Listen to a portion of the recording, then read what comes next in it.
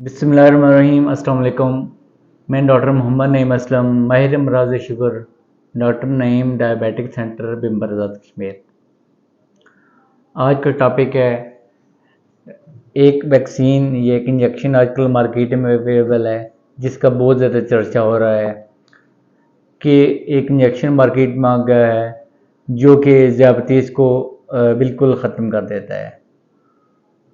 तो इस चीज़ के बारे में आज मैं आप सबको बताना चाहूँगा कि ये इंजेक्शन क्या है, इसको कैसे इस्तेमाल करते हैं और कौन कौन से लोग हैं उसको इस्तेमाल कर सकते हैं और कौन उसमें इस्तेमाल नहीं कर सकते। ठीक है, तो जैसे कि मैंने आपको ये बताया था कि पहले कुछ वीडियोज़ में कि शुगर की दो किस्में होती हैं, एक टाइप 1 होती है और एक टाइप 2 होती है। जो टाइप 1 होती है वो मोस्टली हमारे 20 साल से पहले होती है और जो टाइप 2 होती है वो मोस्टली 20 साल के बाद में जाके स्टार्ट होती है। अब जो टाइप 1 होती है, ये जो इंजेक्शन है ये स्पेशली टाइप 1 वाले जो पेशेंट हैं उनके लिए बना है। टाइप 2 डायबिटीज़ वाले पेशेंट हैं वो इसको इस्तेमाल नहीं कर सकते, उनको इसमें कोई भी बेनिफिट नहीं है। जो हमारी डायबिटीज़ टाइप 1 होती है उसकी बेसिकली 3 स्टेजेस होती हैं, स्टेज 1, स्टेज 2 और स्टेज 3। जो स्टेज 1 होती है उसमें क्या होता है कि कुछ एंटीबॉडीज़ बनती हैं लेकिन हमारी जो ब्लड शुगर है वो नॉर्मल आ रही होती है।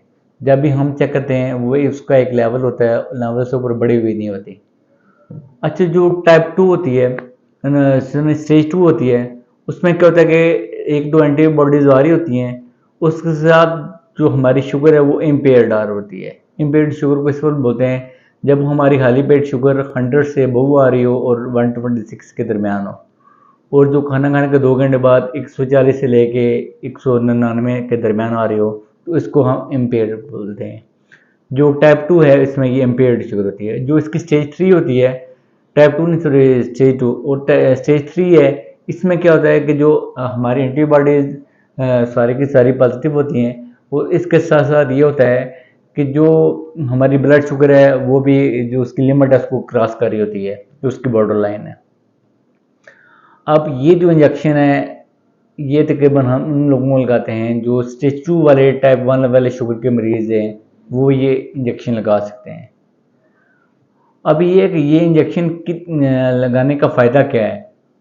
ये इंजेक्शन सिर्फ और सिर्फ लगाने के तकरीबन 2 या 3 साल तक आपकी शुगर को डिले कर देगा।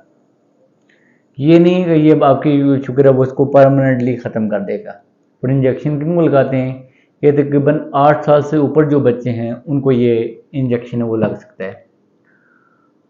अब देखें कि ये इंजेक्शन है भी बहुत कॉस्टली, तो इसके लगाने की ज़रूरत क्या है? अगर कोई लगाना चाहता है तो इसके पीछे सिर्फ बेनिफिट ये है कि जैसे कि एक जो बंदा है, इंसुलिन लगाना एक मुश्किल काम होता है, तो तकरीबन 2 से 3 साल होते हैं वो आपके बच जाते हैं कि आप इंजेक्शन इंसुलिन नहीं लगानी पड़ती और आपकी जो शुगर है वो डिले हो जाती है, मतलब 2 से 3 साल बाद होना स्टार्ट होती है।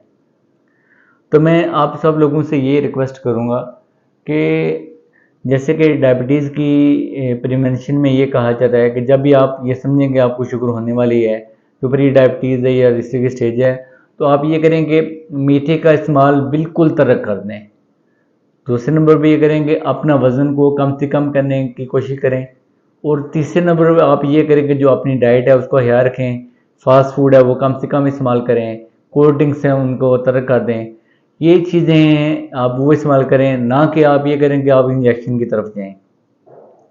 तो इस इंजेक्शन का जैसे मैं लास्ट में ये कहना चाहूँगा कि जो हम टाइप 2 वाले जो हमारे पेशेंट होते हैं उनको इस इंजेक्शन का बिल्कुल कोई बेनिफिट नहीं है।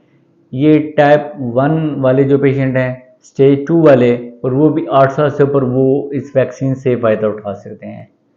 तो बस आज का मैसेज इतना ही, शुक्रिया।